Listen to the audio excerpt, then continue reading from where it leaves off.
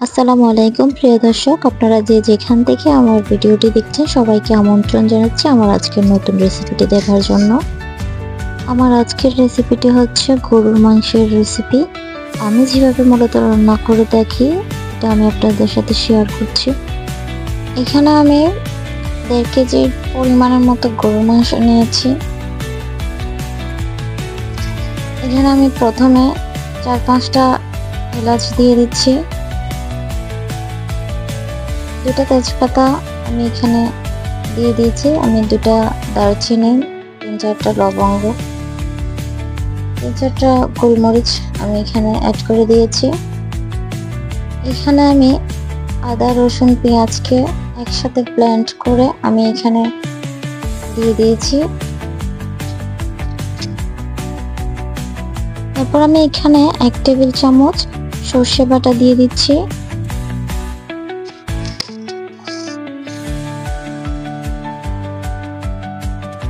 আমি এরপর 2 টেবিল চামচ বাদাম বাটা এখানে অ্যাড করছি।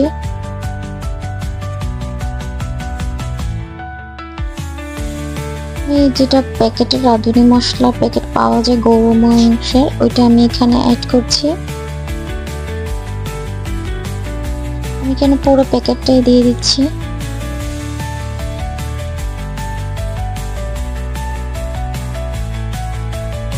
এখানে আমি আস্তে আস্তে হলুদের গুঁড়া মরিচের গুঁড়া সব অ্যাড করছি। আমি হলুদের গুঁড়া 1.5 টেবিল চামচ দিয়েছি, আর মরিচের গুঁড়া আমি এখানে 2 টেবিল চামচ দিয়েছি। মশলা গুঁড়া দিয়ে দিচ্ছি, গরম মশলা গুঁড়া 1 টেবিল চামচ, যেহেতু প্যাকেটেরটা দিয়ে গেছে তাই মশলাটা একটু কম দিয়েছি। তারপর আমি পরিমাণ মতো লবণ দিয়ে নিয়েছি। হালকা একটু জিরার গুঁড়া আমি এখানে অ্যাড করব 1/2 চামচ। এখন আমি 2 টেবিল চামচের মতো সয়াবিন তেল দিয়ে দিচ্ছি।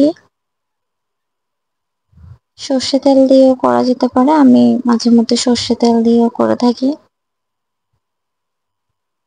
তবে ভালো করে হাতের সাহায্যে মিক্স করে নিচ্ছি। যে পাত্রে আমি মাংসটা রান্না করব এখানে আমি দিয়ে দিয়েছি। তারপর হালকা একটু পানি দিয়ে এগুলোকে আমি ঢাকনা দিয়ে ঢেকে কিছুক্ষণের জন্য কষিয়ে নিচ্ছি। এই পর্যায়ে একটু নেড়ে চেড়ে দিচ্ছি।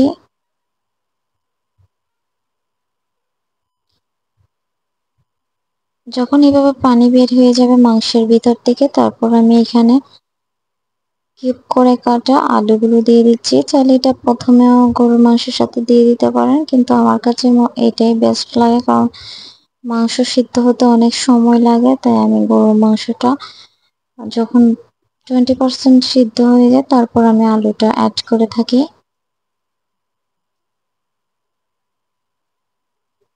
ভালো করে নেড়ে চেড়ে দিয়ে আমি এখানে 4-5টা কাঁচামরিচ দিয়ে দিয়েছি।